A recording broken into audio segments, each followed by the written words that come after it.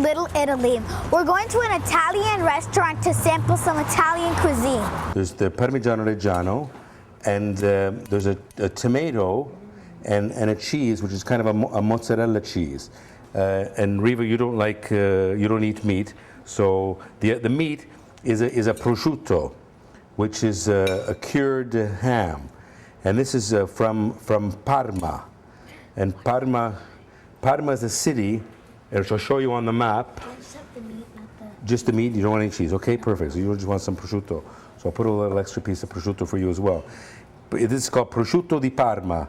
If you ever go to Italy, or sometimes in shops here in Canada, they sell a pizza margherita. And margherita is a woman's name, a girl's name. What does it sound like in English? The name Margherita.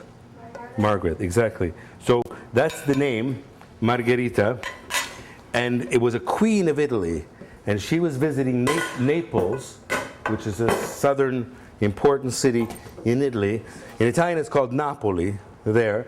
And someone, in order to honor her, created a pizza called Pizza Margherita, and with the Italian colors, which are red, white, and green. So normally, when you taste this sort of thing, it's like tasting the olive oil. Normally, it's usually part of a salad dressing, or balsamic vinegar, believe it or not, is great on strawberries. So even if you find a balsamic vinegar in a supermarket, that's a more everyday balsamic vinegar, it's something you can use on strawberries. Did everybody get a taste of it? Yeah. Did you recognize the sweetness in it? Of course, it's going to be a little. There's some sweetness to it, so you can taste the grape that's been reduced and aged over a series of years in different casks made from different woods. There's cherry, there's oak, there's mulberry, there's juniper, and each individual producer decides on the order of the wood barrels, and they're in descending size. So it starts off bigger and it ends up going smaller. Now you can imagine it takes a long time, 25 years by the time you make this kind of product. So most people who make this, they also have another activity. They also have another thing that they do during their lives. Most of the countries in the Mediterranean have wine is part of wine is part of the table. So wine in moderation.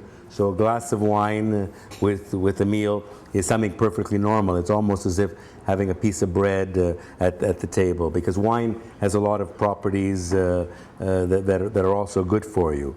But I suppose it's like anything, different people like it, different people don't. But so you can different wines taste differently because of the grapes. Naturally the green grape that you see makes white wine. The darker grape makes red wine. But sometimes if you ever see pink wines or rosé wines, or sometimes they call them blush wines, they're made with a red grape traditionally. And all the color, when you see wine, the color of the wine comes from the skin, not so much the juice. So if you take a grape in your hand, even if it's a really dark colored grape, and you squeeze the grape, next time you do, take a look at the juice, the color of the juice. Usually it's a clear color. It doesn't really have the color of red wine at all. So the color of wine comes from the grape skin.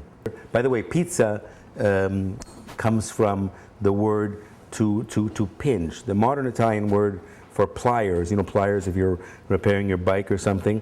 Well, the modern Italian word is pinza. So you can hear the similarity between pizza and pinza, where you grab something. So if you want to feel free and grab one of those little mini pizzas and try it, and even dip it into the olive oil, and just try to remember the taste of the olive oil so you can compare all three. Yeah, just dip it in, and we're among friends here, don't worry. Somebody's taking off the ingredients, because that's the beautiful. You can have various ingredients or not, depending on how you like them. So feel free, dip within the olive oil. Now, is an olive a fruit or a vegetable? What do you think? Vegetable. It's actually a fruit. It's actually a fruit. So believe it or not, I have a little tin upstairs where I live which I got from Spain, and on the side of the tin it says jugo de aceite, which means olive juice. So, and the best olive oil is the olive oil that's pressed shortly after the olive comes from the tree. Sometimes within hours, by the time it comes to the tree and it's pressed.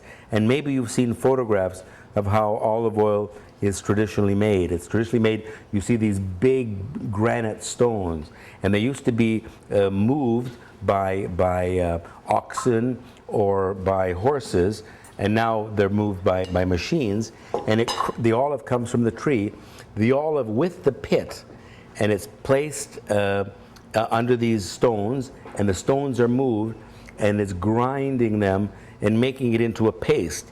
And then these pastes are taken away and put in layers of these discs, which used to be made out of straw. Now they're made out of nylon, and it's crushed down. So you can imagine, you got the paste, which has all the olive in it, and it's crushed down, and then what comes out is water, which was contained within the olive, and the olive oil.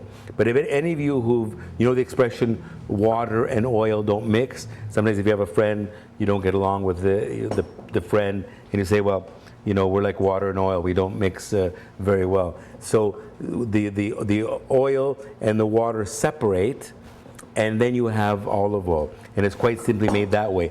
Now more and more, there are machines which are about the length of this room, where at one end of the machine, the olive is put in, and it might have some leaves, and it might have some of the branches, and it's a little bit dirty still. And how's it going, Daniel? Okay. Keep going. Did you give up? We're going to pass it to Raquel. Okay, here we go. And the olives with the leaves and everything go in at one end, and then it goes through a process through this machine where the olives are cleaned, they're defoliated, leaves are taken away, and anything that shouldn't be there is taken away, and then it's crushed in the machine, and it comes out the other end olive oil. Olive oil can be very, very expensive. If you've ever seen an olive tree, it has sort of glistening, silvery leaves, and sometimes one tree only makes about 2 or 3 bottles of olive oil. So you can see sometimes it can be a bit expensive, but a little goes a long way, and it adds a lot to the dish. Did anybody taste any of the olive oil? And? One of each? Very good. Yes? This one's good. You like that one? This is my favorite so far. Okay, now why? How did it taste different from the other? It did taste different, did it? Yeah. Each one? Kind of tangy and Uh-huh. sweet. But There you go. Okay, good. Well, in fact, so that's very, very perceptive. There are 3 different olive oils, and the 3 olive oils come from 3 different regions in Italy. The far one, which Alexis liked, comes from Sicily. And Sicily is that little island off the toe of Italy. Remember we said that Italy looks like a boot, and so Sicily becomes the soccer ball. So that olive oil comes from Sicily. The middle olive oil comes from Tuscany, this region in here, which in Italian is Toscana. Does anybody know anything about Tuscany? Have you heard about the region of all Tuscany? Well, somebody earlier, I think it was James, was talking about a very famous Italian artist, inventor. What was his name, James? Leonardo da Vinci. What can you tell us about him? This is dough that we've allowed to rise, and you can see the little finger marks. So I want you all to do a bit of this. Just stretch it out. Stretch out the dough. Stretch it out. Stretch it out. Beautiful. Make sure you get it all. Get it all. Stretch it out. Stretch it back. And okay. Beautiful. And This is my corner. so this is the classic dough. The classic dough. And what I'll do is I'll get the tomato sauce. Now you know the word in Italian for tomato is pomodoro, which sounds like the French pomme d'or, a golden apple. And traditionally, because they thought so, I'm just going to put some sauce around. Now I'm going to spread it, and all you see around you. Can you identify the ingredients around you? What have we got? Basil. What kind of ingredients? Basil, thyme, maybe, onions, Salt, pepper. in here. And then the ingredients around the table, what do we see? Asparagus, eggs, Onions, potato, tomatoes, salt, pepper, balsamic, more basil, Okay. eggs. I think those Cheese. are eggplants. I don't know. Cheese. Yeah, you said that cheese. Tomatoes and stuff. No, now your fingers, I would suggest wiping your hands That's I think so. This is mine. and imagine that the pizza is divided into 6 here. Okay? Okay. And you each take one your section and pass the ingredients around. Take a look at the ingredients first and just think of what you might create in your little section. We've got zucchini over there, we've got some peppers, we've got some eggs, some boiled eggs, which is quite common in Italy to have a boiled egg on a pizza. It's called a pizza quattro stagioni. And the peppers, and that's the mozzarella cheese. Spread it out as much as you can, the mozzarella cheese. Don't let it clump up. And this here is asparagus. Asparagus goes very, very well with the eggs. Dear Larry, do you believe me? Try it, try it. love asparagus. Asparagus and eggs is a classic combination. And then there's even some onion over there, and some sliced tomatoes if you want, and the zucchini. And here's some parsley at the end we'll sprinkle on top. Everybody, and the cheese, if you just watch this, Daniel, if it gets a little clumpy, then just sort of spread it out and just like that. Okay, looser is better. That's it. Beautiful, beautiful. Okay. Raquel? Yep. Do you know the, have you ever heard the expression minimalism? Minimalism means you've got a very understated little corner there. Not too much. What are you gonna have? You like cheese, huh? Beautiful. Cheese. Anybody using any of the peppers? Oh, peppers. I'm getting peppers. Peppers? I like peppers. Okay. Take James and pass. Okay. And zucchini. Did anybody use any of the zucchini? Poor zucchini all alone over there. No one. And the artichoke and the eggplant. I guess they're okay. Not too. Not this time around. Oh well. I'm only putting cheese. Just cheese. Okay. Then if you finished, you could take a little bit of this and just. Are you okay with that? Okay. Okay. Beautiful. What is this? This is parsley. It's good. Parsley. So it goes I in. don't like parsley. No? Try it. It cooks up very, very nicely. Usually parsley is put on at the end of a dish, but you can cook it. When you cook it, it brings out a nice flavor as well. So how are they looking? Okay? Yep. They look Oh, I delicious. love mine. We could even here pass the cheese, Delaire, if you get a chance. I'm going to Raquel here. We can stretch your borders here a little bit. Okay? We'll just do a little bit of the pepper in the middle here. This is the common ground, so if you don't want the common ground, don't worry about it.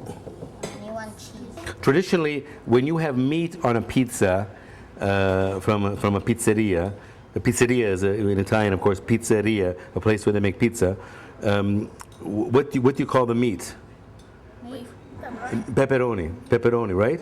Don't you say pepperoni? Ironically, these little things here, these green and red peppers in Italian are pepperoni. Those are actually pepperoni in Italian, the green and red peppers. So even though we might be absent what you commonly expect to find on a pizza, it's there in its real green and red pepperoni. Good. Now all that's left is just to put it in the oven, and while it's baking off, we'll see if our penne with pesto is ready. Okay? Benissimo. Benissimo means very good in Italian. Here is the fruit of your labor, if you will. This is the pesto sauce that we worked all very hard to make, hammering it down in the mortar and pestle with the basil, and we've cooked it with some penne. So I'm going to serve some of you this, and here's a little vessel that has some grated Parmigiano cheese in it. And just to show you, that's a very modern industrial design from Italy, made by a company that's famous throughout the world called Alessi.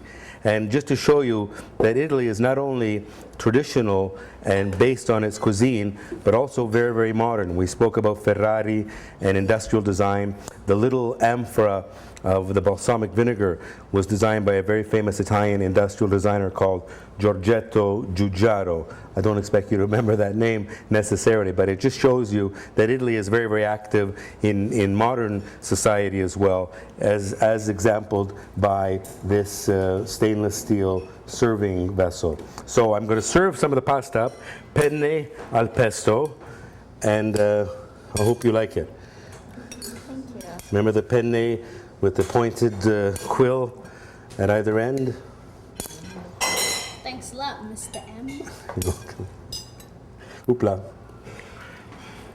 And there's some basil leaves on top, as you see. So much. My pleasure. I love. James, if you'll pass around those plates, I'm going to just sort of make some cuts here. Big pieces. Well, I'm just going to cut a smaller piece for each of you. This is yours, Reva, the corner one?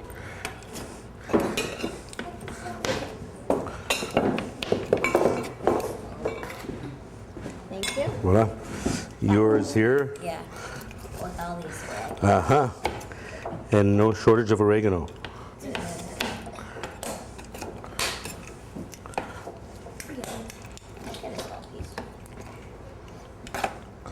Woohoo. Thank you. James, you're here? Oh, yeah. It smells good. Voila. Delaire, you're here? You want with the eggs? Should we do with the eggs here? Beautiful.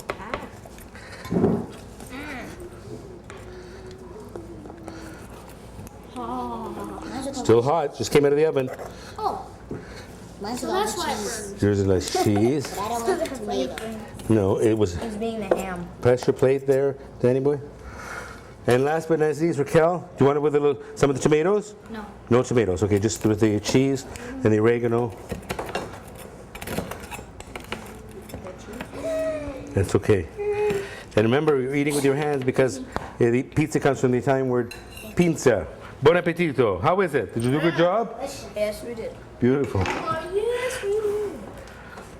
So, and what I'll do is I'll cut the remaining portions so you can take it with you on the subway. Subway. What if we didn't take the subway? Or eat it with you in the bathtub, depending on... The bathtub? well, you never know. Don't drop it, otherwise it gets soggy. Nothing worse than a soggy pizza. Is there? I said nothing worse than the soggy. Oh, okay. Okay. But actually, So now what we're going to do, I'm going to bring you some cappuccino. Remember that we talked about cappuccino and the cappuccino? Very, very light cappuccino. And some little biscotti. Do you know what biscotti are? Biscuits. But do you know where the word comes from? Biscotti? Biscuit. But the same in French. Biscuit means twice cooked. Biscotto in Italian is a singular, biscotti is plural. Because when they're made in a form, they're put into the oven, they're molded in a shape, they're put in the oven, they're taken out, they're sliced into the shape that you'll see them now, and put back in the oven. So it's biscotto, twice baked, thus the name, biscotti. And also, we have another little white chocolate square. We call it white chocolate square. We call it crostata tricolore. Can you say that? crostata tricolore. Tricolore. And tricolore means tricolored, once again, like the Italian flag. So you've seen through some of the things that we've tasted, the cheese of Margherita pizza fame, with the red cheese, the red tomato, the white cheese, and the green basil leaf. By the way, that white cheese that we tasted earlier that I said was a mozzarella was mozzarella di bufala. Bufala, as it sounds, buffalo. It's cheese made from water buffalo, from the area between Rome and Naples. One of the few areas in the world where these water buffaloes are milked for their milk, and cheese is made. It's a very, very fresh mozzarella cheese. But so the crostata tricolore, like that cheese, gets its name from the tricolor of the Italian flag. So you're going to taste red raspberry, nuts, pistachio nuts. Anybody who's allergic to nuts maybe won't have this, because pistachio could make an allergy, even though it's only a little allergy. And red of the flag is the raspberry, green is the pistachio nut, and white is white chocolate. So how's the cappuccino? Yes, yes. Now remember, cappuccino takes its name from the Capuchin monk. So you can see the white froth of the face and the brown of the coffee coming up the sides. And I'm drinking an espresso, which is a miniature version of that without the milk, but just espresso coffee, concentrated flavor and taste. And as the Italians would say, salute, to your health. Ciao, ciao, grazie. Bye bye, ciao. Stammi bene. Arrivederci. A presto, stammi bene. Ciao, arrivederci.